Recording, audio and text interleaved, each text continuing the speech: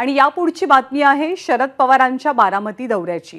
आज शरद पवार बारामतीत काही बैठका घेतील आणि मग दुष्काळी भागाचाही दौरा करणार आहेत।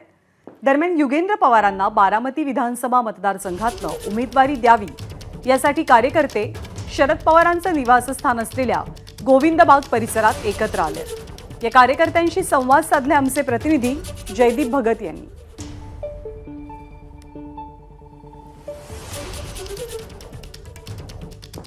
वस्त्या असतील किंवा बारामती शहरामधले प्रभाग असतील, वार्ड असतील, ठिकठिकाणी जाऊन त्यांनी लोकांची भेट घेऊन लोकांपर्यंत आपल्या पक्षाचं काम पोहोचवलंय। तर आता कुणी ना कुणी या भागातून द्यावंच लागणार आहे आमदारकीसाठी। तर जो व्यक्ती कॅपेबल आहे, ज्याची क्षमता आहे आणि ज्यांचं नाव पवार म्हणून आहे, अशा व्यक्तीला जर त्या ठिकाणी तिकीट दिलं तर आपल्या पक्षाला फायदा होईल। जो पवारसाहेब गटातून जो उमेदवार असेल तो सगळ्यांची मागणी की फक्त युगेंद्र दादाच असतील आणि त्या पदाचे लायक तेवढाच उमेदवार आमच्याकडे आहे आता। त्यामुळे आमची सगळ्यांची मागणी आहे आणि सगळ्या जनतेची मागणी आहे की युगेंद्र दादांना तिकीट द्यावं। युगेंद्र पवार हे असं नेतृत्व होत चाललं आहे की युवकांना, सर्वसामान्य लोकांना ते पुढे घेऊन जायला असं आम्हाला सर्व युवकांना वाटतंय।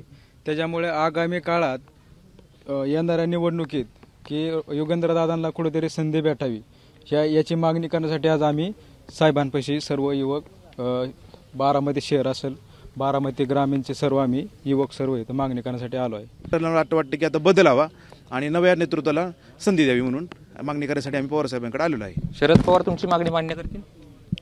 पवार साहेबांनी आजपर्यंत सगळे निर्णय शक्यतो बारामतीकरांच्या फायद्याचे घेतलेले आहेत। तर हा पण निर्णय आमच्या सगळ्यांचा विचार करून त्याच्यावर जर साहेबांनी निर्णयाला जर अनुमोदन दिलं सगळ्या बारामतीकरांच्या, तर नक्कीच एक आम्ही बारामतीतून सक्षम नेतृत्व महाराष्ट्रासाठी घडवू।